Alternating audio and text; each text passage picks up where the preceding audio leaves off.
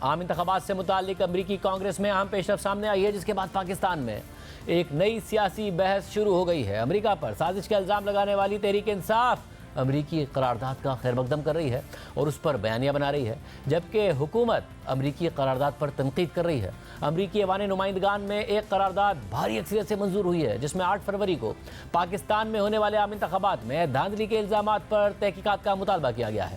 امریکی ایوان نمائندگان میں 7 کے مقابلے میں 368 ووٹوں سے منظور ہونے والی قرارداد میں یہ مطالبہ کیا گیا ہے کہ 8 فروری کے الیکشن میں مداخلت اور بے ضابطگیوں کے دعووں کی شفاف اور آزادانہ تحقیقات کی جائے۔ امریکی حکومت جمہوریت، انسانی حقوق اور قانون کی حکمرانی کو یقینی بنانے کے لیے حکومت پاکستان کے ساتھ مل کر کام کرے۔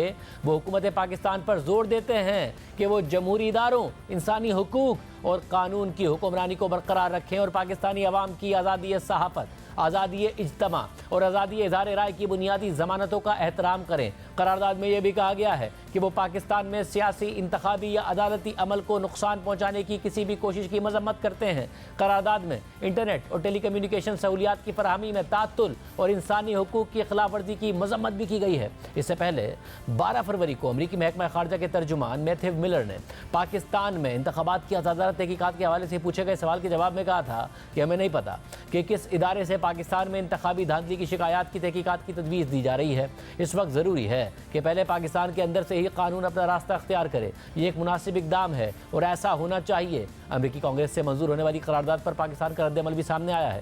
ترجمان دفتر خارجہ کے بیان کے مطابق پاکستان نے امریکی ایوان نمائندگان میں منظور قرارداد کو نوٹ کیا ہے۔ یہ قرارداد پاکستان میں سیاسی صورتحال اور انتخابی عمل سے نامکمل واقفیت کا نتیجہ ہے۔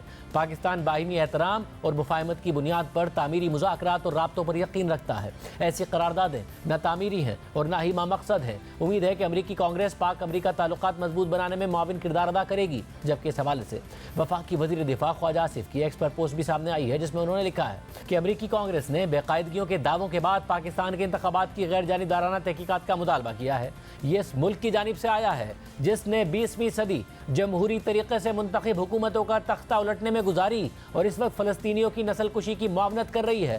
ان کی 2016 اور 2020 کے انتخابات میں بے ضابطگیوں کی تاریخ پر نظر ڈالیں تو ڈیموکریٹس اور ریپبلکن دونوں نے ہی انتخابات میں غیر ملکی مداخلت اور دھاندلی کے الزامات لگائے ہیں، تو کیوں نہ اس پر اقوام متحدہ سے تحقیقات کا مطالبہ کریں۔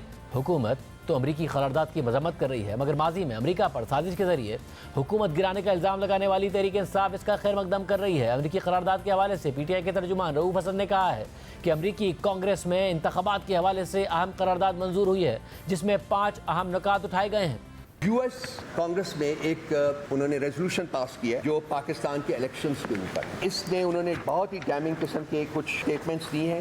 5 ڈیمانڈز انہوں نے حکومت پاکستان سے کی ہیں کہ ہم جمہوریت میں اپنے یقین کا اعادہ کرتے ہوئے حکومت پاکستان سے ڈیمانڈ کرتے ہیں کہ فری اینڈ فیئر الیکشنز جو ہے اس کو انشور کیا جائے۔ دوسری ڈیمانڈ انہوں نے کی ہے، انہوں نے اپنے صدر اور اپنے سیکرٹری آف اسٹیٹ کو یہ کہا ہے کہ حکومت پاکستان کے ساتھ کام کریں تاکہ جمہوریت، انسانی حقوق اور رول آف لا جو ہے، قانون کی بالادستی جو ہے، اس کو یقینی بنایا جا سکے۔ تیسرا انہوں نے کہا ہے کہ we urge the government of Pakistan uphold democratic institutions, human rights and the rule of law and respect the fundamental guarantees of due process, freedom of press, freedom of assembly and freedom of speech of the people of Pakistan۔ چوتھی بات انہوں نے کی ہے کہ we condemn attempts to suppress the people of Pakistan's participation in their democracy۔ یہ جو P T I کے ساتھ آج کل ہو رہا ہے کہ ہمیں کوئی جلسہ جلوس کچھ نہیں کرنے دیا جا رہا، ہمارے بندوں کو اٹھایا جا رہا ہے، ان کو ٹارچر کیا جا رہا ہے، including through harassment, intimidation, arbitrary detention or any violation of their human, civil or political rights۔ یہ وہ تمام چیزیں ہیں جو پاکستان میں اس وقت ہو رہی ہیں، جو کہ انہوں نے اپنے اس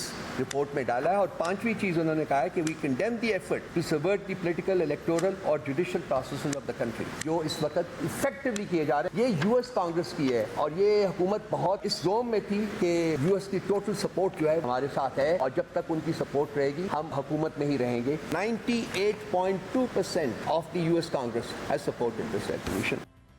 جبکہ سابق صدر مملکت اور پی ٹی آئی کے سینئر رہنما ڈاکٹر عارف الوی نے امریکی ایوان نمائندگان سے قرارداد کی منظوری کا خیر مقدم کیا ہے۔ اس حوالے سے کیے گئے ایک پوسٹ میں عارف الوی نے کہا ہے کہ پاکستان میں جمہوری عمل کی ابتری کی امریکی کانگریس میں 7 کے مقابلے میں 368 ووٹوں کی بھاری اکثریت سے مذمت کی گئی ہے۔